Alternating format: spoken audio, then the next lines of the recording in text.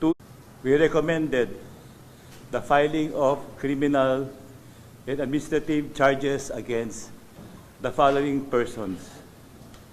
One, former Undersecretary Roberto Bernardo. Number two, Senator Joel Jose Villanueva. Number three, Senator Jose Jinggoy Estrada Ejercito Jr. Number four, former Congressman Elizalde Saldico. Number five, COA Commissioner Mario Lipana. Number six, former Congresswoman Mary Mitch Kahayon Uy.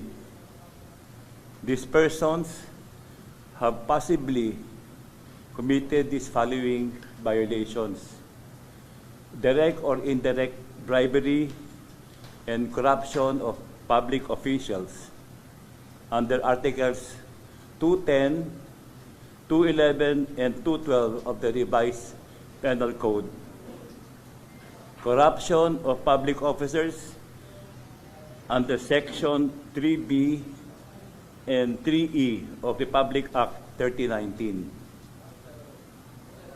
plunder as defined and penalized under Section 2 of the Public Act 7080.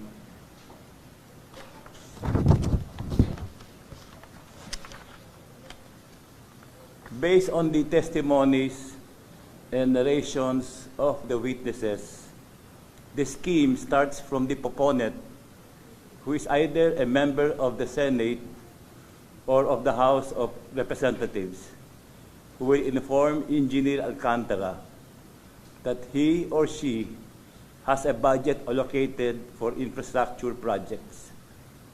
Additionally, the scheme shall always involve flood control projects, because the kickback is 25 to 30% and is higher than the kickback from other projects, which is only at 10%. From here, Engineer Alcantara will direct Engineer Hernandez to make a list of projects based on the budget that the proponent has. The list is then given to Juan Carlo Rivera, who will then transmit it either to the regional office in Bulacan or to the proponent itself. If the list was forwarded to the DPWH Regional Director, it will be included in the National Expenditure Program, or what we call NEP-NEP. On the other hand, if the list is given to the proponent itself, he or she would insert the projects in the House General Appropriations Bill, called HGAB, or bicameral insertions wherein it would be reflected in the General Appropriations Act, known as GAA. Once the projects were reflected in the NEP or GAA, Rivera will make a summary of the projects, while Engineer Alcantara would then choose the contractors who would then implement the project. This would trigger the payment or obligations or SOP to the proponent. An advance payment of 10% of the budget allocation when the NEP is released, while the remaining 15% would be paid off to the proponent when the GAA is passed.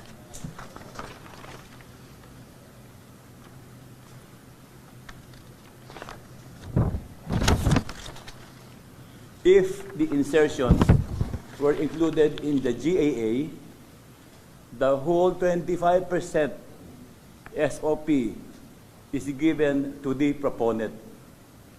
This 25% payoff is advanced by the contractors to ensure that the project will be awarded to them. Their testimonies and affidavits named above-mentioned government officials or former government officials as primarily involved with these violations. With this filing, we remain true to our commitment to the Filipino people. No one will be spared in this fight against corruption.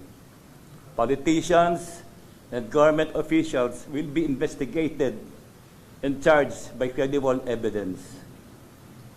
Those found responsible will face the consequences and held accountable under the rule of law.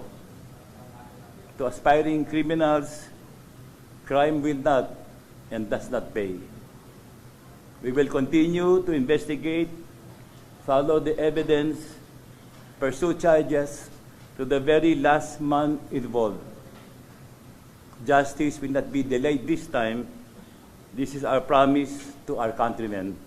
Thank you and good morning.